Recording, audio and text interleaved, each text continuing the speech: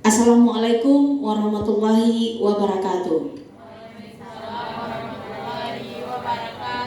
Alhamdulillahirabbil alamin, wassalatu wassalamu ala asrafil anbiya'i wal mursalin wa ala alihi wa ashabihi rasulillahi ajmain. Amma ba'du. Puji syukur marilah kita sampaikan kepada Allah Subhanahu wa taala, yang mana berkat rahmat dan karunia beliau kita bisa berkumpul bersama dalam kegiatan diseminasi aksi nyata pendidikan guru penggerak budaya positif. Di sini saya sebagai guru CGP angkatan 11. Salawat beserta salam tak lupa kita anjung tinggikan kepada Nabi besar kita Muhammad sallallahu alaihi wasallam. Allahumma shalli ala Muhammad wa ala ali Muhammad. Baiklah ibu-ibu dan bapak-bapak, di sini sebelum saya menyampaikan materi tentang budaya positif, mari kita refleksi bersama dulu supaya kegiatan kita lebih bersemangat dan kita bisa memikirkan nanti apa-apa saja yang bisa mengasih masukan buat saya sendiri. Boleh Bapak Ibu? Boleh. Ya, sekarang silakan berdiri. Kita refleksi dulu sebentar.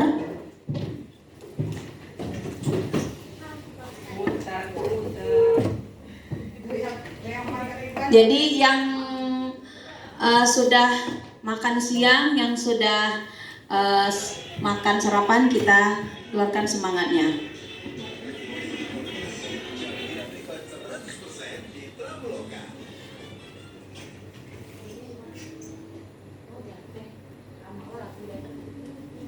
Siap ya?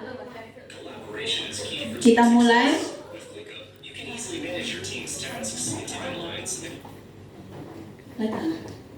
Ya. Siap? Tangannya digoyang Bu? Iya, ini jurusan saya, betul ya Bu ya? Jurusan saya seni tari.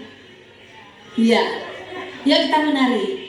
Putar-putar, bertepuk tangan, tangan diputar-putar, peganglah bahu, tangan diputar-putar, peganglah lutut, digoyang-goyang, digoyang-goyang, digoyang-goyang, tangan diputar-putar, bertepuk tangan, tangan diputar-putar, peganglah bahu, tangan diputar-putar,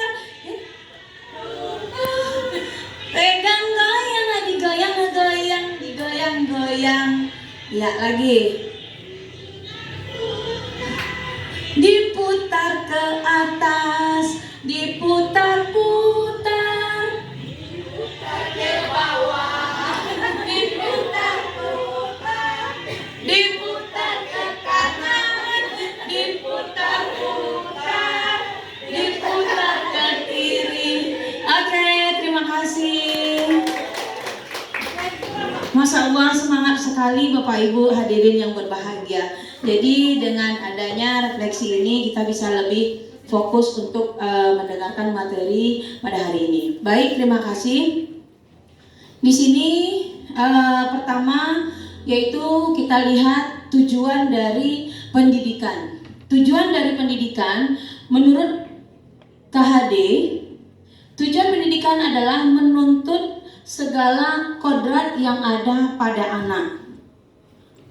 anak-anak agar mereka dapat mencapai keselamatan dan kebahagiaan yang setinggi-tingginya, baik sebagai manusia maupun sebagai anggota masyarakat. Oleh sebab itu, pendidik itu hanya dapat menuntun tumbuh atau hidupnya kekuatan kodrat yang ada pada anak-anak agar dapat memperbaiki lakunya atau bukan dasarnya hidup dan tumbuhnya kekuatan kodrat anak. Kemudian bisa kita lihat apa Apa itu budaya positif? Budaya positif adalah perwujudan dari nilai-nilai atau keyakinan universal yang diterapkan di sekolah. Berarti kita juga harus memberikan budaya positif kepada siswa atau di sekolah. Kemudian, apakah Bapak Ibu setuju bila, nah kita akan lihat di sini ada 4 pertanyaan. Pertama, pemberian hukuman dapat mendisiplinkan siswa. Betul apa salah, Bapak Ibu? Pemberian hukuman dapat mendisiplinkan siswa. Tergantung, ya Ibu Intan. Tergantung pemberian hukumannya seperti apa. Kalau seandainya pemberian hukumannya itu bersifat mendidik, itu mungkin akan mampu mendisiplinkan siswa. Tapi kalau seandainya pemberian hukumannya itu bersifat fisik, itu akan menambah kedongkolan siswa. Ya, terima kasih Ibu Intan, sangat luar biasa jawaban dari Ibu Intan. Kemudian yang kedua, pemberian hadiah meningkatkan prestasi siswa. Apakah pemberian hadiah meningkatkan prestasi siswa, Bapak Ibu? Betul? Pemberian hadiah meningkatkan prestasi siswa? Kenapa Ibu Risa? Karena kalau siswa berpatokan kepada hadiah, otomatis dia kayak berprestasi atau mengerjakan sesuatu itu berlandaskan kepada hadiah. Seharusnya yang sebaiknya itu dia melakukan sesuatu karena memang ada niat di hatinya gitu. Misalnya dia mau mengerjakan ini, memang ada niat di hatinya melakukan itu karena itu kebaikan untuk dia, bukan karena hadiah. Iya, tepuk tangan buat ibu kita Risa, Masya Allah luar biasa sekali. Jadi jangan sekali-kali siswa itu berharap hadiah saja kalau untuk ada kegiatan di sekolah. Yang penting kita berikan dulu yang terbaik ke sekolah, apapun nanti sekolah akan memberikan juga kepada siswa. Kemudian guru harus mampu memberikan solusi untuk setiap siswa yang bermasalah. Guru harus mampu memberikan solusi untuk setiap siswa yang bermasalah? Tidak? Bisa Bu Bella? Silakan. Guru harus mampu memberikan solusi untuk siswa yang bermasalah. Di sini saya kurang setuju ya. Harus mampu. Di sana ada kata-kata harus mampu. Menurut saya, jika ada tahu akan kesalahannya terlebih dahulu. Kemudian kalau untuk solusi, tidak sepenuhnya kita yang harus mencari solusinya, tapi membimbing dan mengajak siswa untuk mencari solusinya bersama. Seperti itu. Terima kasih. Tangan buat Bu Bella, luar biasa sekali. Terima kasih Bu Bella. Selanjutnya yang keempat, guru berperan sebagai teman bagi siswa. Yuk Ibu. Iya. Silakan Ibu. Baik. Guru berperan sebagai teman bagi siswa. Apakah setuju? Ya, saya setuju dengan guru sebagai teman bagi siswa. Karena apa? Karena kalau kita sebenarnya sebelum kita melakukan pembelajaran, harusnya kita jalin dulu emosional yang baik dengan siswa kita. Kita ajak berbicara dulu gitu. Tapi teman ada batasnya gitu. Tidak teman seperti teman sebaya mereka, tapi mereka boleh curhat sama kita, tetapi ada batas-batasnya dan dia masih menghargai kita sebagai guru. Demikian Bu Ana, terima kasih. Terima kasih Ibu Ayu atas jawabannya, sangat luar biasa. Tepuk tangan dulu Ibu-ibu, Bapak-bapak untuk jawaban yang luar biasa. Ya, selanjutnya kita lihat di sini ada konsep-konsep inti untuk menciptakan budaya positif. Berarti kita butuh konsep di sini. Yang pertama, disiplin positif. Yang kedua, motivasi perilaku manusia. Yang ketiga, kebutuhan dasar manusia. Yang keempat, posisi kontrol seorang guru.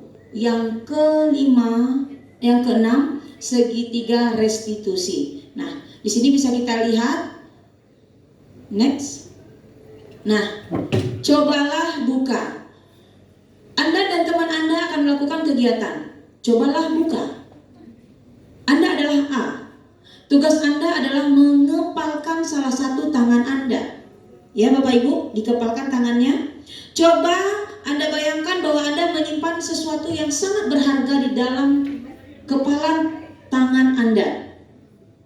Anda perlu menjaga benda tersebut sekuat tenaga Anda, karena begitu pentingnya untuk kehidupan Anda.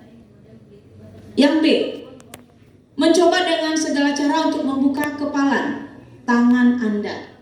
Teman A dan B boleh membujuk, menghardik, mengintimidasi, memarahi, menggoda, menggelitik, bahkan menawari Anda uang agar Anda bersedia membuka kepalan tangan Anda.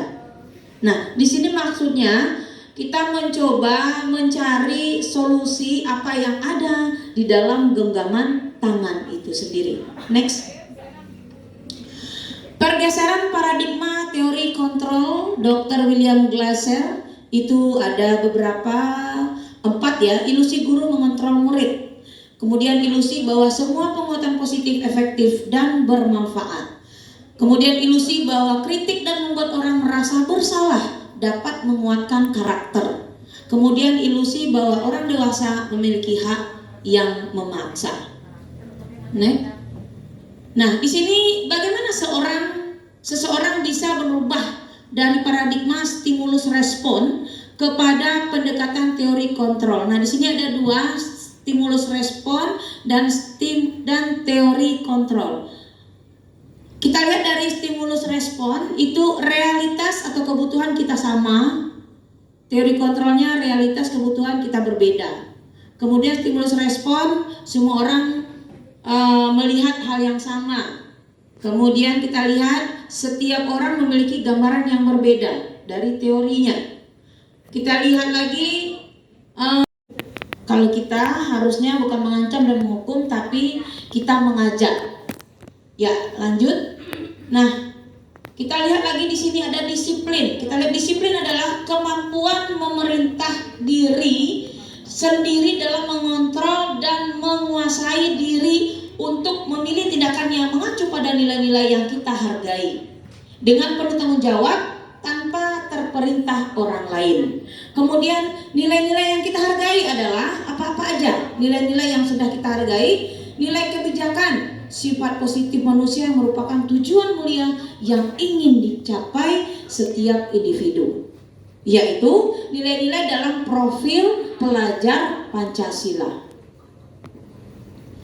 Nilai-nilai kebajikan universal. Di sini ada beberapa. Yang pertama, di dalam profil pelajar Pancasila kita lihat beriman, bertakwa kepada Tuhan dan berakhlak mulia, kemudian mandiri, bernalar kritis, kreatif, bergotong royong, kebinekaan global. Nah, di sini bisa kita lihat contoh. Saya ambil dulu kreatif. Di sini saya di bidang seni, saya kreatif apa yang saya dibuat. Nah, bisa kita lakukan misalnya dari barang-barang bekas, bisa kita buat jadi suatu bahan yang kostum dari barang bekas. Bisa kita lihat dari belakang. Nah, itu adalah barang-barang kostum yang kami buat untuk mempraktekkan kegiatan dalam pembelajaran seni. Nah, di situ adalah kreatif siswa kita. Nah, next. Kemudian motivasi perilaku manusia. Di sini ada menghindari ketidaknyamanan atau hukuman. Kemudian mendapat imbalan atau penghargaan. Kemudian menghargai diri dan menjadi orang yang mereka inginkan. Lanjut. Nah, di sini ada hukuman, konsekuensi dan restitusi. Nah, di sini hukuman ini kita lihat aja. Yang pertama ada hukuman, kemudian disiplin, konsekuensinya seperti apa, restitusi. Kita ambil aja satu di sini. Yang pertama, hukuman, sesuatu yang menyakitkan harus terjadi. Konsekuensinya sesuatu harus terjadi. Restitusinya merupakan pilihan. Kemudian kita lihat negatif dan netral atau positif. Kita lihat satu saja. Awas kalau dilakukan lagi ya, nanti awas kamu. Netralnya, lakukan apa yang saya katakan. Positif, apakah hal ini yang sesungguhnya ingin kamu lakukan? Nah, Kemudian kita lihat identitas gagal atau identitas sukses. Kita lihat satu saja, hukuman. Murid atau anak belajar menyembunyikan kesalahan. Kadang murid kita kan kalau ada kesalahan dia sembunyikan, dia nggak mau lihatkan kesalahannya. Kemudian apa yang konsekuensinya? Murid atau anak belajar taat peraturan. Restitusinya, murid atau anak belajar memecahkan masalah. Itu kita ambil dari salah satu. Next. Nah, berdasarkan bagan di atas berikut adalah penjelasan tentang hukuman, konsekuensi, dan restitusi. Hukuman tidak terencana bersifat satu arah, bisa berupa hukuman fisik, psikis, kemudian atau kata-kata kasar. Kemudian konsekuensinya bersifat terencana, sudah disepakati. Bentuk-bentuk konsekuensi dibuat oleh pihak guru atau sekolah. Restitusi adalah proses menciptakan kondisi bagi murid untuk memperbaiki kesalahan mereka sehingga mereka bisa kembali pada kelompok mereka dengan karakter yang lebih kuat. Nah, di sini bisa kita lihat dihukum oleh penghargaan. Dihukum oleh penghargaan kita lihat pertama pengaruh jangka pendek dan jangka panjang. Kemudian penghargaan tidak efektif, penghargaan merusak hubungan, penghargaan mengurangi ketepatan, penghargaan mengurangi kualitas, penghargaan mematikan kreativitas, penghargaan menghukum, kemudian ada motivasi dari dalam diri atau intrinsik. Nah, di sini mari berlatih hukuman atau konsekuensi. Nah, di sini ada beberapa pertanyaan. Sekarang kita coba jawab. Nanti kita lihat apakah jawaban kita itu benar atau salah. Lari mengelilingi lapangan basket 2 kali karena terlambat hadir di sekolah. Gimana Bapak Ibu? Lari mengelilingi lapangan basket 2 kali karena terlambat hadir sekolah. Hukuman. Membersihkan coretan yang dibuatnya di meja tulis. Konsekuensi, murid diminta untuk push up 15 kali karena tidak menggunakan masker ke sekolah. Hukuman. Kemudian berjemur di lapangan basket pukul 12. Menggantikan kertas tugas teman yang telah dicoret-coret. Konsekuensi. Kemudian berjemur di lapangan basket pukul 12 siang karena mengobrol dengan teman. Hukuman. Murid diminta bertelanjang kaki sepanjang hari karena tidak menggunakan sepatu warna hitam sesuai peraturan sekolah. Hukuman. Berdiri di depan kelas sambil mengangkat kaki 1 karena tidak bisa menjawab pertanyaan. Ya, coba kita lihat bersama-sama apakah jawabannya. Hukuman, konsekuensi, hukuman. Ya, tepuk tangan buat Bapak Ibu. Alhamdulillah jawabannya semua benar. Lanjut Bu. Nah, mengapa keyakinan kelas bukan peraturan kelas? Di sini bisa kita lihat apa itu keyakinan kelas. Nah, keyakinan kelas adalah nilai-nilai kebajikan atau prinsip universal yang disepakati bersama secara universal, lepas dari perbedaan agama, suku, negara, dan bahasa. Menurut Gosen 1998, suatu keyakinan akan lebih memotivasi seseorang dari dalam atau intrinsik. Seseorang akan lebih bersemangat untuk menjalankan keyakinannya daripada hanya sekedar mengikuti peraturan. Nah, di sini bisa kita lihat ada peraturan, kemudian ada keyakinan kelas atau nilai kebajikan yang dituju. Kita lihat 1, selalu kembalikan buku ke tempatnya. Tanggung jawab untuk keyakinan kelasnya.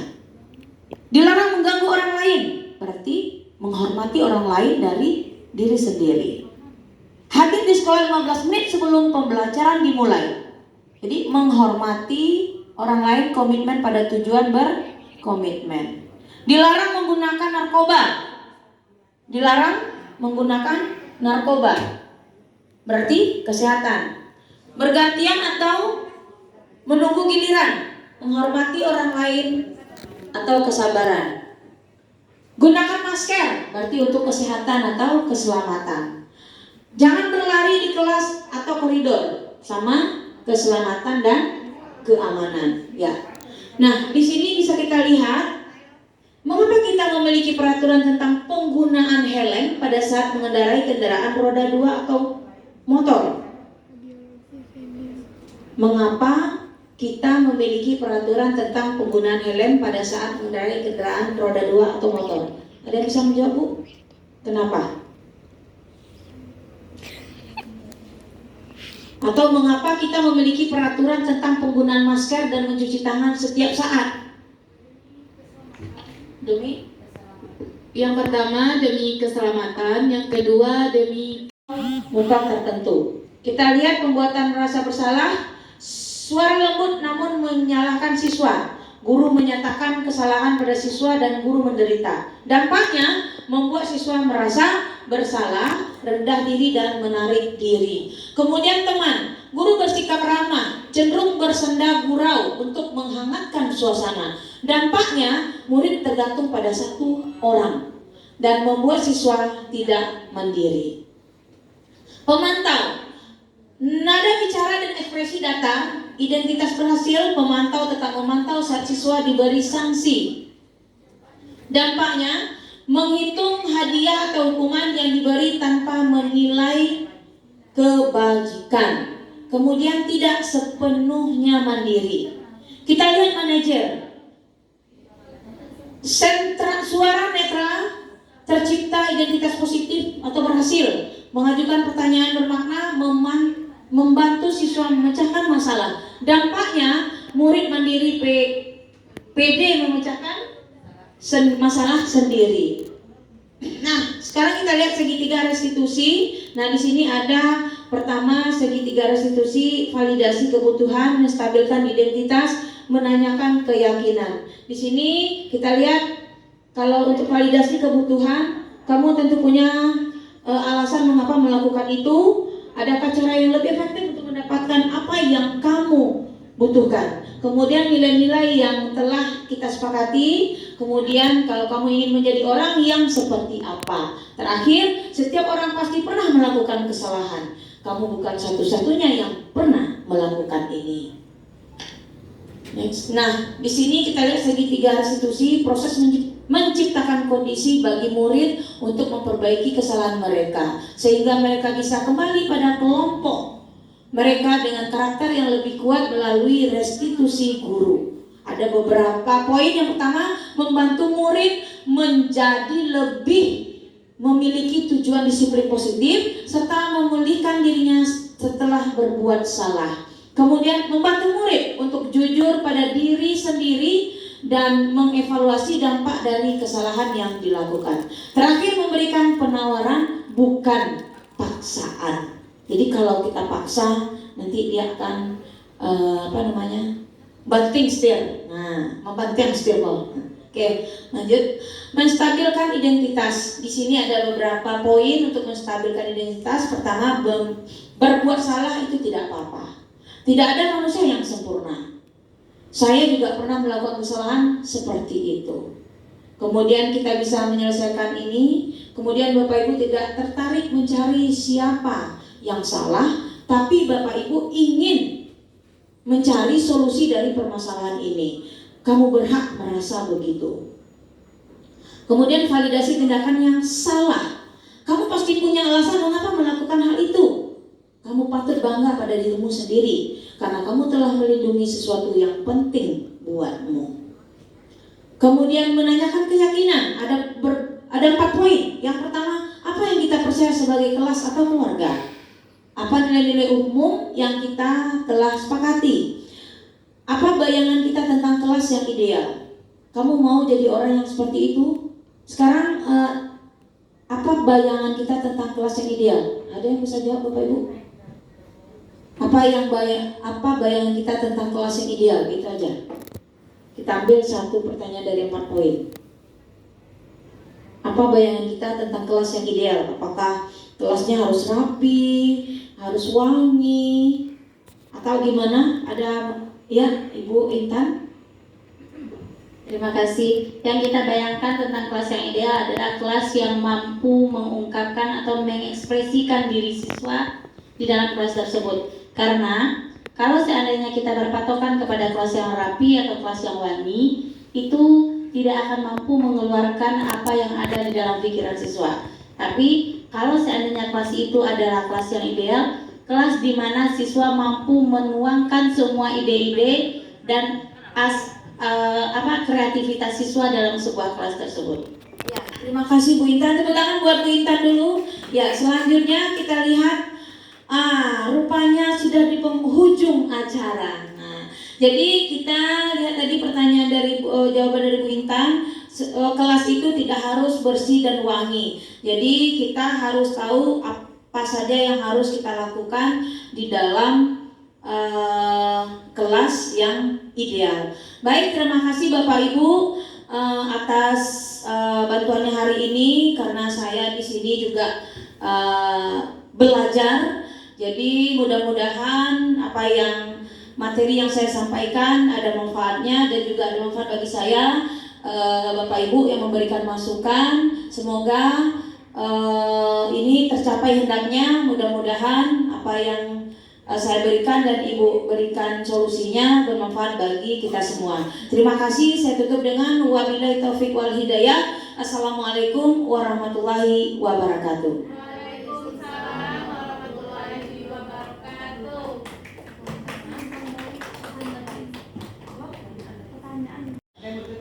Merah rolling action. Baik Bapak Ibu, apa ada yang mau ditanyakan atau memberikan saran? Kami persilakan. Ya, silakan Bu Bella. Baik, terima kasih kesempatannya. Pertama, saya mungkin mewakili rekan-rekan yang lain berterima kasih kepada Bu Nur Hasanah Azam karena telah berbagi ilmu untuk menggerakkan kami. Dan kemudian kegiatan hari ini menurut saya memberikan hal-hal positif yang mungkin sudah kita lupakan, misalnya seperti apa sih eksistensi kita sebagai guru, apakah kita menjadi penghukum, menjadi teman, menjadi manajer tadi, dan menjadi pembuat merasa bersalah gitu. Ini membuat kita kembali mengingat dan mereview kembali di mana posisi kita sebagai guru. Mungkin hanya itu. Terima kasih. Ya, masih ada Bapak Ibu? Oke, kalau tidak ada, terima kasih kepada Bu Bella. Semoga apa yang disampaikan oleh Bu Bella bermanfaat untuk kita semua. Saya tutup dengan wabillahi taufik wal hidayah. Assalamualaikum warahmatullahi wabarakatuh.